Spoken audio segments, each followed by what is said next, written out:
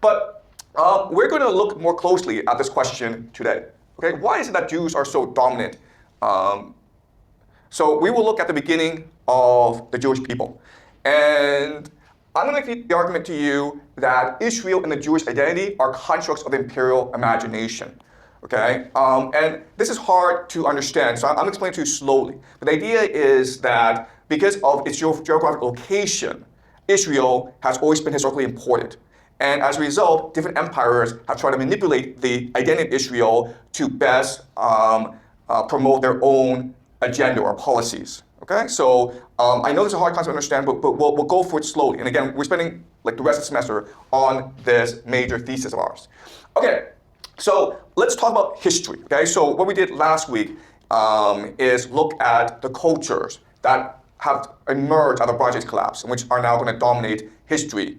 Okay, they are the Greeks, the Persians, and the Israelites. Okay, now we're going to look at how these ideas play out in history. But for us to do that, we first need to understand how history works.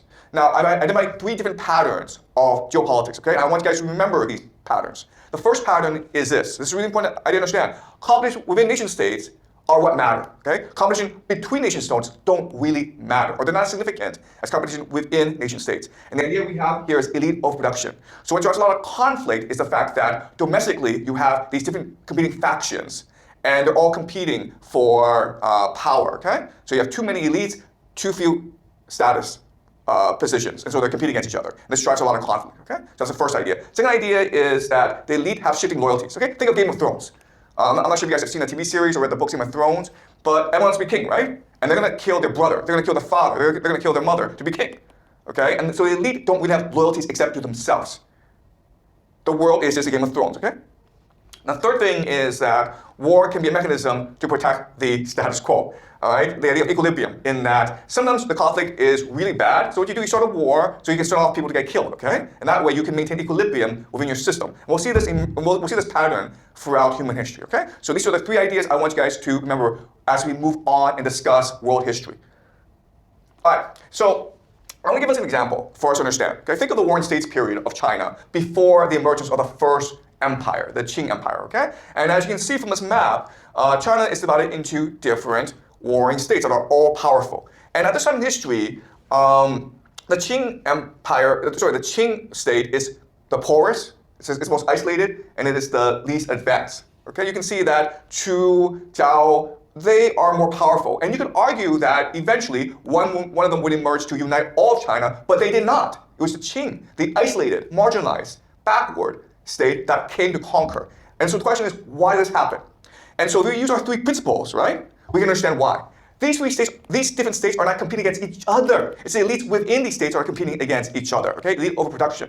So the way they manage this is for them to use warfare in order to maintain the status quo, to create equilibrium, okay? And how we know is, from this time emerges the idea of Chinese chess, right? What is Chinese chess? Chinese chess is the idea of warfare that is regulated, that is ritualized. Okay, so when we go to war, when we battle each other, we have to respect each other's the rules of the warfare. That's stupid. War should be about killing the other guy. It shouldn't be about following the rules, okay? Also, another piece of evidence is, at this time in history, Sjursen wrote the book, The Art of War. This is one of the stupidest books ever written, okay? I guarantee you, if you follow this book, you're gonna lose the war badly. Because this is really about how to cheat in a heavily regulated game, okay? So things like using spies, making a high ground, okay? You have all these rules. And guess what? In an actual war, none of these things actually work. Okay? So if you look at history, I'm going to tell you exactly how to win a war. Okay? And the way you win a war is, first of all, you have to be completely committed to winning this war. Okay? Total warfare. Second is that if you want to win this war, you have to make sure that talent arises. So you have to be open and meritocratic. Okay? If an officer, if a general is winning this war, you promote him. That sounds easy, right? But not if you're status quo power. Because what's important to you is to maintain that your family is always on top. So if a general arises who is very innovative, who's really talented, you kill him because he's a threat to you.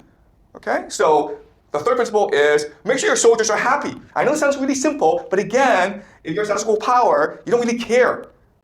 Okay? Destroy enemy civilian centers, siege warfare. Okay? Go and destroy the city because that's how they produce their war capacity, right? The food, the soldiers, right? Kill civilians. Disrupt supply lines, overstretch your enemy, divide and conquer, strike fear in your enemy, kill their gods, okay? If you really want a war, if you really want to win a war, this is what you have to do. And we know because this is what the Romans did. This is what the Prussians did. This is what the Aztecs did. This is what conquistadors did. Okay? This is what the Mongols did. Every single power that has conquered everyone else has done all these things, okay? So when they don't do these things, it's because these different warring states aren't actually at war with each other. They're actually friends, okay? They're all intermarried with each other. They're all trying to maintain the status quo. They use war as a game in order to maintain the status quo, to create equilibrium, okay? I've been excited to receive this for a very long time. The book, The Ultimate Guide to Rebuilding a Civilization, is full of...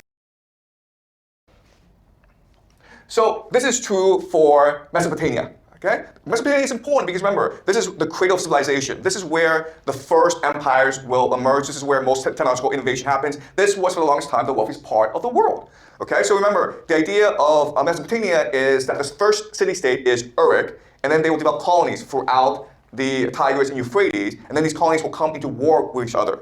And they're all friends with each other, they're all intermarried, and the elite create these highly ritualized warfare, okay? And one really important rule is that you don't kill each other's god, okay? Because in their religion, the god lives in their temple. So you don't attack their temple. But guess what? All their money, all their gold is in the temple, okay? So you're not allowed to steal each other's gold. That's stupid, okay? Because now, you really don't accomplish that much with warfare. So for the longest time, this was the status quo. And then what will happen is a man named Luca Zagazzi, okay? And you can think of him as lower nobility. So what we'll see in history is that within a city-state, there's always been conflict between the upper nobility and the lower nobility, okay? The upper nobility is in charge. They want to maintain the status quo. The lower nobility want to steal that power, okay? This will happen in Rome, where Julius Caesar is of the lower nobility, and he will steal the power from the upper nobility, okay? The people call it ultimates. And so Luca Zagazzi is from Umma, and he's like, you know what, screw this. These rules are stupid. I want to conquer everyone. I want to be the top dog, okay? So what he's doing that's very different from previous times is he's now going and ransacking each city's temple.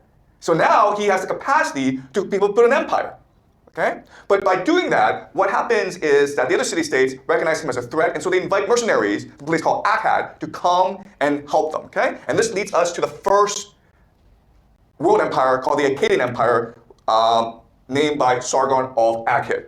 Now, his name is interesting. His name means legitimate ruler, which probably tells us he's not a legitimate ruler. He's probably a mercenary like David who stole the throne, okay? He saw an opportunity and he stole the throne. But this is a pattern in history where if there's competition among different city-states, the competition is not resolved amongst themselves because they have an equilibrium. So what happens is that an outsider, a mercenary, usually comes in who doesn't respect the rules, and he's able to unite everyone, okay, through innovations. So this is why the Qing dynasty, and not the Zhao or the Chu or the Wei, were able to unite all of China, because the Qing dynasty was given into total warfare. They didn't care about your rules. They wanted to win. Okay? All right, so as you can see, the Akkadian Empire stretches throughout the Fertile Crescent, okay? Conquers Mesopotamia, modern Iraq, extends over to Anatolia, and captures a lot of the Levant, okay?